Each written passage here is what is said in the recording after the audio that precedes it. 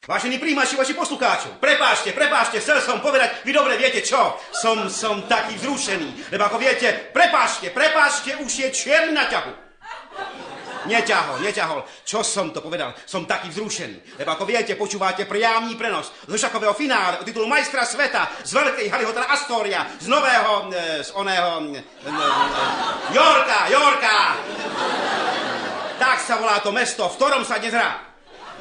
Capablanca na ťahu. Rozmýšľa, čo urobiť. Stále sa len rozmýšľa. Ten taký vysoký chlapec Capablanca a nevie sa rozhodnúť.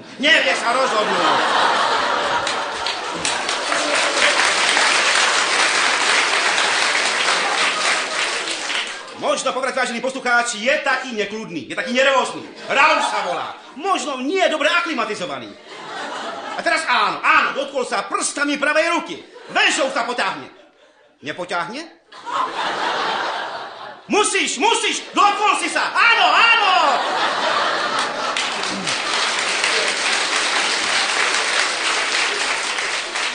Aj pán rozhodca Rubinstein ukazuje svojim bielým praporkom, že sa poťahne. Nechceš, musíš.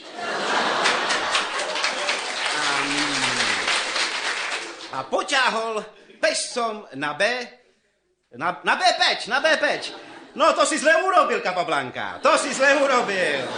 Bolo naozaj priveľa lepších možností. A teraz áno, Pillsbury, kľudne a pomalúčky si tým svojím palcom a ukazováčkom, len tými dvoma prstíkmi, ide svojmu strelcu. A teraz áno, naozaj, bude sa šachovať, ja dám strelcom, naozaj, nebolo to strelcom, no pešcom.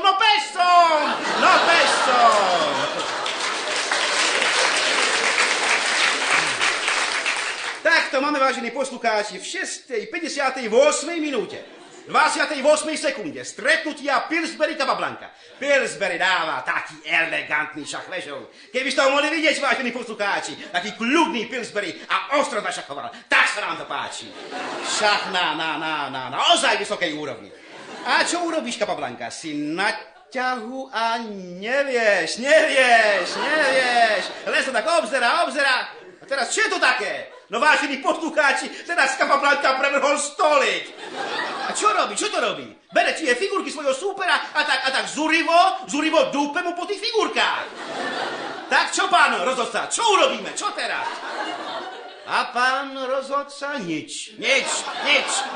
Len sa tak obzerá ten pán rozhodca Rubinstein. No aj Pillsbury, taký kľudný. Kľudno si merá toho Zurivca, Capablancu. A teraz, vážení poslucháči, teraz Capablanca háče figurkami do oblokov. No to sa nerobí, chlapče.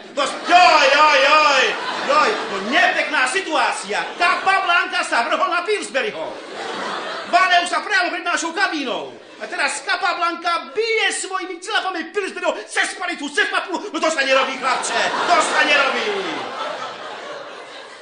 Deťa to učili takto hrať šach. Či si toto rozmýšľal tak dlho? Tak treba povedať, zle si rozmýšľal. No teraz bije Pillsburyho hlava, nehlava. Teraz aj hdúsi. Ale čo Pillsbury, ten chlapec Pillsbury, stále taký kľudný, ani sa nebráni. To sa nám páči.